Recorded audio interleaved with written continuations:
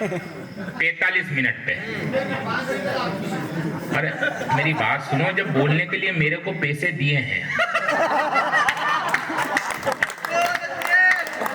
तो आप ऊर्जा क्यों नष्ट कर रहे हो? अगर आप बोलोगे तो हम यहाँ पपीता बेचने थोड़ी ना आए। हमको ही बोल लेना, एक दिन हमको हमारी कला का प्रदर्शन कर लेना। मेरे को ये समझो कि मैं तेजपाल का बड़ा भाई हूँ।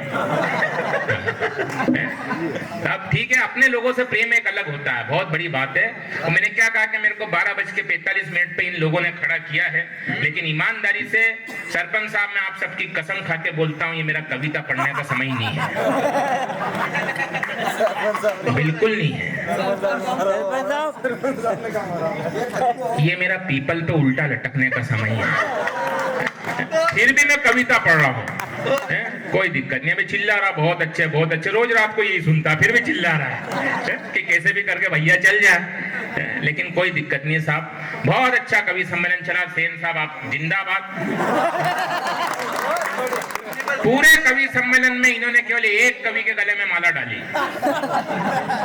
आप मेरे गले में भी डाल सकते हैं, और कैंची वेची साथ में हो तो थोड़ी कलम भी सेट कर देना है। ढंग से बजा तो अपन आगे बढ़े, कोई दिक्कत नहीं है साहब। क्या होता है कि कोई ढंग ढंग की पिक्चर देखना ना, 2 4 5 विज्ञापन, और अपन बिल्कुल वीरस के कवि नहीं है साहब। क्योंकि मेरा चेचिस भी, आप सीधे बैठो, मित्र हो ना, बड़े भाई हो छोटे भाई हो जो भी हो, व्यवस्थित बैठो। आप ऐसे बैठो, ऐसे मैं सुबह 6:55 पे बैठता हूँ। प्रणाम करता हूँ, बड़ा अच्छा सुन रहे हो। तीनों ने इस कवि सम्मेलन को सुना। हमारे देश की पुलिस जो किसी के बाप की नहीं सुनती है, आप कवियों को सुन रहे हैं। प्रणाम करता हूँ आप तीनों को। बाकी आपसे एक प्रश्न पूछना चाहता हूँ, बहुत अच्छे लोग हैं आप तो, यहाँ की पुलिस तो बहुत अच्छी। मैं जो भी बात करूंगा मध्य प्रदेश की पुलिस की नहीं करूंगा, मैं बात करूंगा उत्तर प्रदेश की पुलिस की। बाकी एक छोटा सा एक ऑब्जर्वेशन साहब, वैसे भी आज इस कवि सम्मेलन को जो आयोजित किया तेजपाल ने, बड़े बड़े कवि सम्मेलन आयोजित होते हैं, देखना आप उस कवि सम्मेलन में कवित्रियां 2 होती है, आज एक भी नहीं है। मैंने देखा, मैंने कहा क्यों नहीं, कोई कारण है उसका एक बहुत बड़ा। आप देखना हर कवि सम्मेलन में 2, और हमसे भी कोई कवि सम्मेलन करवाता ना भाई साहब, तो हमसे भी यही कहता, बोला कवित्री 2 रखना। मैंने कहा 2 क्यों? बोले एक ढंग की दिखने वाली ने, एक ढंग की पढ़ने वाली, क्योंकि सारी क्वालिटी आजकल एक में मिले नहीं। वीरस के कवि भी साहब, आपके इस बेटे ने तो इतनी बढ़िया कविता पढ़ी है, मैं सच बोलता हूँ, मेरा दिल जीत लिया भाई तुमने। तुम्हें मैं आशीर्वाद देता हूँ रात्रि के इस प्रहर में। ये जो लोग बैठे हैं तुम्हारे भाई हैं, तुम्हारे परिवार के लोग हैं, और कहीं गोस्वामी तुलसीदास जी ने कहा है कि जो बालक करे तो तेरी बाता सुन भी तुम आत्मोदित मन भाता, उस परंपरा के लोग हैं उस कवि। तो क्या हालत हो गई है साहब, वीरस के कवियों की मंच पे आते से ही एक बात बोलेंगे, निवेदन कर देना चाहता हूं। लोगों ने सामने बैठना बंद कर दिया इनके चक्कर में। मतलब बोलते तो मुंह से शब्द कम निकलता और थूक ज्यादा निकलता है। मेरे एक मित्र निसार पठान, वो मंच पे कविता पढ़ रहे थे, मेरा भारत महान। उनकी देश प्रेम की भावना से सदन का प्रत्येक व्यक्ति जुड़ रहा था, मगर अफसोस की बात, उनके मुंह से थूक उड़ रहा था। ताली तो अगली पंक्ति पे बजाना कि ये मेरे मित्र निसार पठान मंच पे कविता पढ़ रहे थे, मेरा भारत महान। उनकी देश प्रेम की भावना से सदन का प्रत्येक व्यक्ति जुड़ रहा था, मगर अफसोस उनके मुंह से थूक उड़ रहा था। माहौल इतना रसीला हो गया कि सामने बैठा एक बालक तो पूरा गीला हो गया है। ये हालत है साहब वीरस की, लेकिन आपने बहुत अच्छा पढ़ा, मैं प्रणाम करता हूं आपको। आ जाइए साहब, अभी नहीं।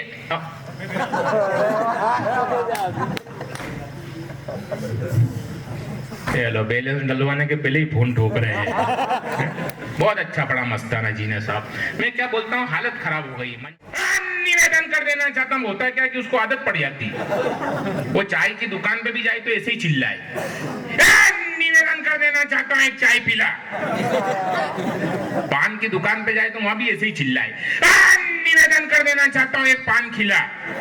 तो अचानक भाभी जी ने घर से फोन ठोक दिया, खींच खींच खुच खुच खुच खींच खच खींच खच खींच। क्या कर रहे हो? निवेदन कर रहा हूं।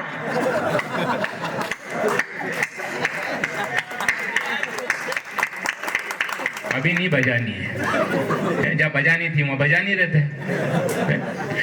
निवेदन कर रहा हूं। बोले जल्दी से घर आ जाओ, नहीं तो आवेदन कोई दूसरा ही कर जाएगा। तो निवेदन और आवेदन, ये निवेदन और आवेदन का फर्क होता है साहब। हम मालवा के लोग हैं, कवित्री दो होनी चाहिए, ढंग की दिखने वाली और एक ढंग की पढ़ने वाली, क्योंकि एक क्वालिटी सब में मिले नहीं। तो मैंने ऑब्जर्वेशन किया, हमारे घर में क्या अगर रसोई होती है 100, 200, 500 लोगों की, हम किसी हलवाई को ठेका देते कि भाई 500 लोगों की रसोई बना देना, तो वो हलवाई भी अपने साथ 2 भाई लेके आएगा। एक भाई तो रहेगी बिल्कुल गोरी कट और दूसरी रहेगी बुरी गत की। वो जो गोरी गट बई है ना, बुरी गत की जो बई है, उसकी क्या विशेषता, वो पूड़ी भी बना लेगी, सब्जी भी बना लेगी, गुलाब जामुन भी बना लेगी, मतलब सारे काम कर लेगी। लेकिन वो जो गोरी गट बई है, उसका एक ही काम, वो इतना सारा लहसुन का ढेर लगाएगी और लहसुन छिलेगी। 3 बजे जाओ 2 लहसुन छिले, 6 बजे जाओ 2 लहसुन छिले। जब लोग खाना खा के घर निकल जाए उसके बाद भी जाओ तो बैठी बैठी लहसुन छीले। तो मैंने 3 वर्षों तक रिसर्च किया, हलवाई के साथ में घुमा और इस नतीजे पे पहुंचा कि वो हलवाई उस बाई को बुला के 500 रुपए किस बात के देता है। भाई साहब, वो हलवाई उस बाई को है ना, गोरी चिट्टी बाई को 500 रुपए इसलिए इस बात के देता है कि वो बाई को बिठा रखो ना, तो फूफा जी और मौसा जी बार बार आके बोलते हैं कि चाय पानी लगे तो बता देना, बाकी कोई खास बात, कोई लोड लेने की जरूरत नहीं है साहब। हम आना नहीं, सीटी नहीं बजाना। हालांकि आप तेजपाल के भाई हो, आप जो चाहो वो बजाओ, सीटी मत बजाओ। क्योंकि मेरी दिक्कत ये नहीं कि आप सीटी बजा रहे हो, मेरी समस्या ये है कि पुरुष हो और पुरुष को देख के बजा रहे हो। मतलब हम तो कविता पढ़ के निकल जाएंगे, पर आपको देख के कल सुबह हर व्यक्ति यही गीत गाएगा कि बस यही अपराध तू हर बार करता है, और आदमी है आदमी से प्यार करता है। प्यार सही जगह होना चाहिए साहब, प्यार सही जगह होना चाहिए, जैसे हमारे सेन साहब ने किया। सेन साहब, प्रणाम करता हूँ। किसी दिन फुर्सत में जब मैं बूढ़ा हो जाऊंगा, 60-70 साल की मेरी उम्र होगी, मेरे पास कोई काम नहीं बचेगा, तब बैठ के आपकी कविताएं सुनूंगा। मैं वादा करके जाता हूँ आपसे।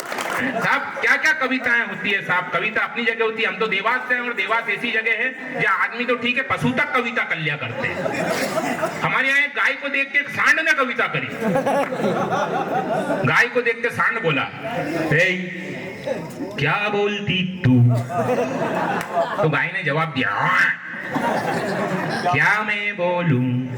सुन सुना चलती के चौराहा, क्या करूं चल के मैं चौराहा, अरे पूंछ हिलाएंगे, सींग हिलाएंगे, लोगों को मारेंगे, पोटा करेंगे, और क्या। ऐसे नहीं कविता खाएगा कमजोर आपके होती है साहब, वरना कविता तो हर जगह पे अपना काम करती है। धर्म युग चला था जब गोस्वामी तुलसीदास जी और सूरदास जी ने जो है धर्म को लेकर कविताएं लिखी। समय बदलता है, कविता अपना काम करती है, कविता समय का सवाल होती है, विषय विकराल काल होती है, देश सुखी होता तो संगार होती है, वरना कविता तो जलता अंगार होती है, वरना कविता तो जलता अंगार होती है। बहुत सारी बातें कही साहब, राम जी की बात हुई, और हमारे लिए तो सबसे बड़ी उपलब्धि ये है 2 साल हमने कोरोना में बिताए बाबूजी, आप जानते हैं। और कोरोना के बाद में अगर सुखेड़ा वालों सबसे बड़ी उपलब्धि हमारे लिए कुछ है तो ये है कि हम एक दूसरे के सामने जिंदा बैठे हैं। वरना जिसको देखो उसके चेहरे पे मास्क, जिसको देखो उसके चेहरे पे मास्क। मैं तो टेंशन में था ऐसा ना हो कि आने वाली संतान हमारी बाली और सुग्रीव के जैसी पैदा। हालत ये हो गई थी। लेकिन इस कोरोना काल में जो सेवाएं हमारी इन पुलिस वालों ने की, मैं इस मंच से आपको प्रणाम करता हूं, और उन 2 लोगों को प्रणाम करता हूं जिन्होंने सच्चे मन से हमारी सेवाएं की। एक थे हमारे देश के डॉक्टर और एक ये हमारे देश की पुलिस। मैं चाहता हूं कि सदन की तालियां इन दोनों के सम्मान में बजे। भाई साहब, हम जब भी डॉक्टर के पास जाते थे तो डॉक्टर हमसे पूछता था, पहला डोज दाईं तरफ लगा है कि बाईं तरफ?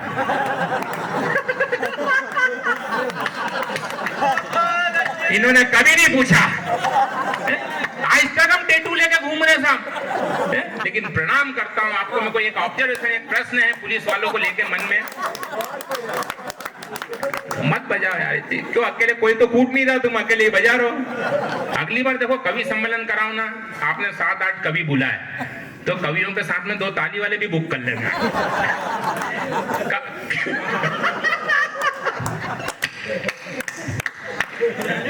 बहुत अच्छे भाई। राजेश रंगीला ने बड़ा अच्छा काव्य पाठ करा। कभी कभी इंदौर आता है, 2-3 दिन मेरे साथ रहता है, स्कूटी लेके इंदौर घूमने चले जाता है। पुलिस वाले कभी इसका चालान ही नहीं बनाते हैं।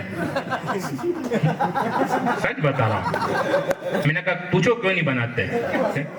पीड़ाएं होती है साहब, लेकिन मैं कहना चाहता हूं कोरोना काल में हमने कई सपनों को खोया साहब। आदमी की 3 मूलभूत आवश्यकताएं होती है। जो लोग इधर से उधर बैठे हैं, आपकी तालियां निर्धारित करेगी कि कुलदीप रंगीला को इस मंच पे कितनी देर खड़े होना है। हमारे देश में परिवर्तन आ चुका है।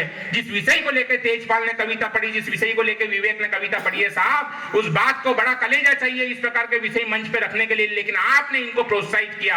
मैं आपको प्रणाम करता हूं। हमारे देश में परिवर्तन इतना बड़ा हुआ है कि एक रेहाना जो ये कहती थी कि ये देश भूखे नंगों का है, तब 4 पंक्ति आप तक पहुंचाना चाहता हूं और कवि सम्मेलन को शुरू करना चाहता हूं कि रियाज करना उस रेहाना को जिसका ये स्टेटमेंट था कि ये देश भूखे नंगों का है। मैं कहता हूं कि अपनी लिखी डायरी वो खुद ही बांच रही है। अपने लिखी डायरी वो खुद ही बांच रही है। खुद ने दी एग्जाम, वो पेपर खुद ही जांच रही है। जो रेहाना कहती थी ये देश भूखे नंगों का, देखो अंबानी के घर शादी में नाच रही है। देखो ये परिवर्तन हुआ है साहब हमारे देश में। और हमारे लिए जरूरी है कि हम हमारी मुस्कुराहट को जिंदा रखें। हम बहुत कुछ सिखाया कोरोना ने। आदमी की 3 मूलभूत आवश्यकताएं होती है, रोटी, कपड़ा और मकान।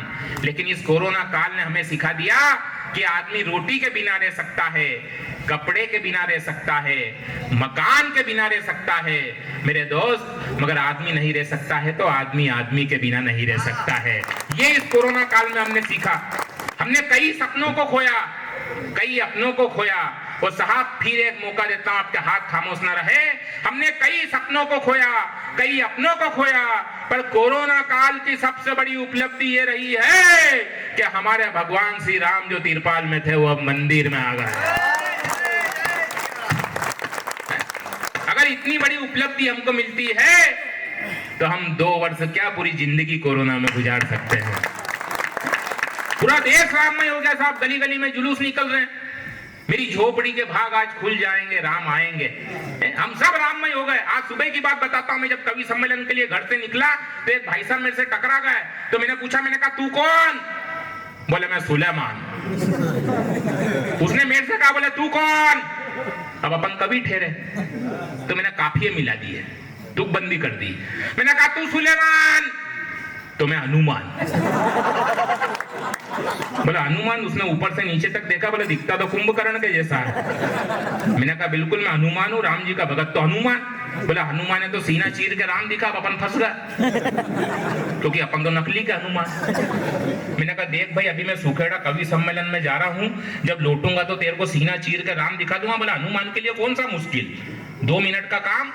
मैंने कहा देख भाई, फिर टालने की कोशिश की मैंने कहा मेरे पास न तो कोई अस्त्र है, न कोई शस्त्र है, न चाकू है, न छुरी है। तो दौड़ के गया और नई की दुकान पे से कि उस तरह लाके मेरे हाथ में दे दिया। बोला सीना चीर के राम दिखा। लेकिन भाई साहब सुखेड़ा वालों, उस भगवान श्री राम के नाम में इतनी बड़ी शक्ति होती है कि आदमी अगर सच्चे मन से उनका स्मरण करे तो दुनिया का कोई काम मुश्किल नहीं होता है। मैंने भी अपनी आंखों को बंद किया, उस भगवान श्री राम करुणा निधान का स्मरण किया और सीना चीर दिया। आप यकीन नहीं मानेंगे, वो सुलेमान अस्पताल में भर्ती है, सीने में 18 टाके आए हैं, पुलिस मेरे को ढूंढ रही है। फिर मैं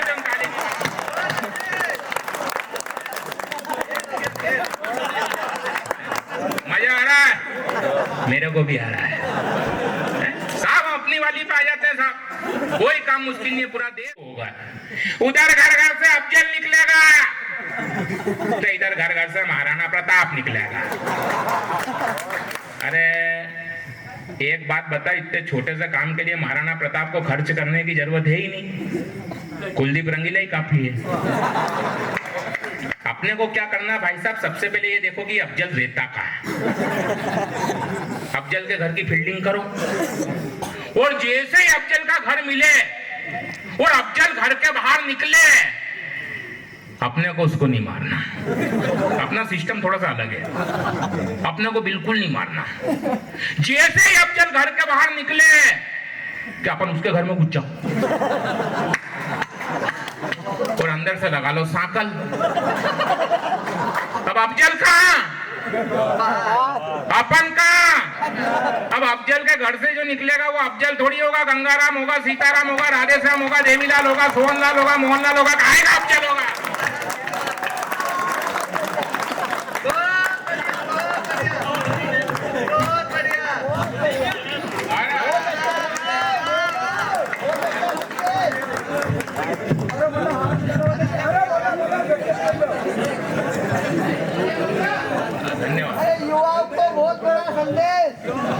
कोई बात नहीं, गर्दन में नहीं आ रहे तो हाथ में पीना जाओ।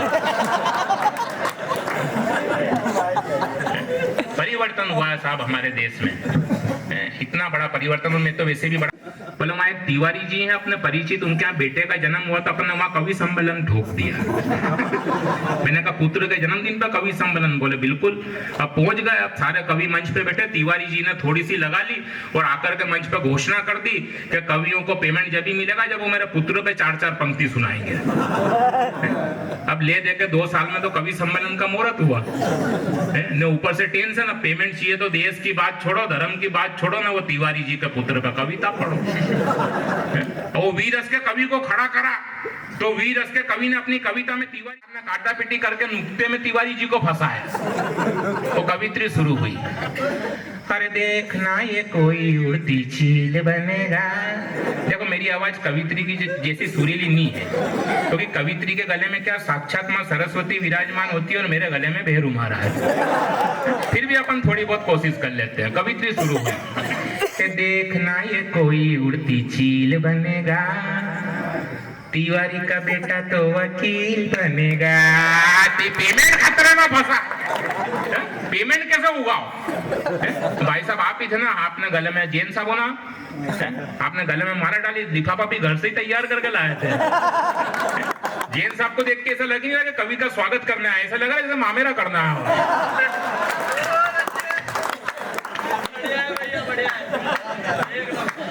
लेकिन सच बताऊं साहब, आपका प्रेम है, आप अपने नगर के बेटे को इतना प्रेम देते ना। और जैन साहब तो क्या, एक ने पूछ लिया मेरे से कि जैन कितने प्रकार के होते हैं? मैंने कहा जैन 2 प्रकार के होते हैं। बोले कौन से जैन? मैंने कहा एक तो वो जैन जो जैन समुदाय से ताल्लुक रखते हैं और एक महाकाल की नगरी उज्जैन। उसने अगला प्रश्न पूछा, ताली रोक के रखो, अगला प्रश्न पूछा, बोले जैन में और उज्जैन में क्या फर्क है? मैंने कहा मेरे दोस्त, उज्जैन का इतिहास पढ़ लेना। उज्जैन अपने जीवन काल में 7 बार स्वर्ग में जा चुकी है और ये जैन समुदाय के लोग जिस जगह पे जाते हैं उस जगह को स्वर्ग के जैसा बना देते हैं।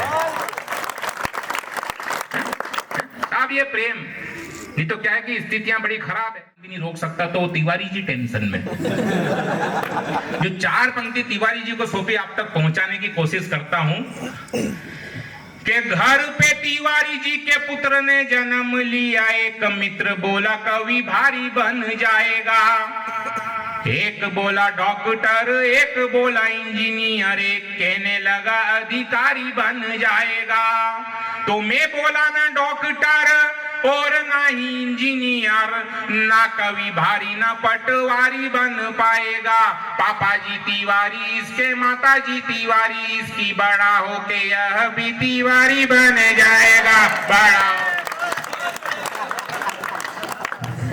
सारी शॉर्टकट है साहब हमारे पास। एक जगह और फंस गए, बोला हमारे 2 बच्चों के नाम रखो, जुड़वा हुए थे, नाम रख दिया। अगले साल फिर कवि सम्मेलन फिर आ गया, बोले एक और हुआ। अब नाम मिलते जुलते रखना। एक छंदोरा आप तक पहुंचाता हूं कि एक मित्र के घर एक पुत्र ने जन्म लिया, नाम पूछा मैं बोला नबीन रख दीजिए। एक वर्ष बाद दूजे पुत्र ने जन्म लिया, नाम पूछा मैं बोला प्रवीण रख दीजिए। तीजा पुत्र हुआ तो वह मुझसे झगड़ पड़े कि इसके नाम के पीछे भी बीन रख दीजिए। मैं बोला एक का नबीन, दूसरे का है प्रवीण, तीसरे का नाम सोयाबीन रख